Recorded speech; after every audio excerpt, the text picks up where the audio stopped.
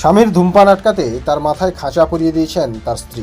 আগে হ্যাঁ, খাঁচায় বন্দি স্বামীর মাথা। কি শুনতে খানিকটা অবাক লাগছে না তো? ধূমপান স্বাস্থ্যের পক্ষে ক্ষতিকারক, কথা কম বেশি আমরা সকলেই জানি। ধূমপানের নেশা মারাত্মক। নিয়মিত যারা ধূমপান করেন তাদের প্রতি এটা হঠাৎ করে ছেড়ে দেওয়া বেশ কঠিন। আর এই কঠিন কাজটা করে দেখিয়েছিলেন ইব্রাহিম। এই ছবিটা দেখুন, মাথায় তারের খাঁচা পরে বসে রয়েছেন এক ব্যক্তি। ধূমপান ছাড়ার উদ্দেশ্যে তার এই কীর্তি। এই ভদ্রলোকের নাম ইব্রাহিম উইসেলস, বাড়ি তুরস্কে। তিনি নাকি একটা সময় নিয়মিত ধূমপান করতেন। পরিবারের সদস্যদের কথায় তা ছাড়ার চেষ্টাও করেছিলেন, কিন্তু শুনেছিলেন মনের জোরেও নাকি ধূমপান ছাড়া যায়। কিন্তু নিজের ওপর সে ভরসা ছিল না এই ইব্রাহিমের।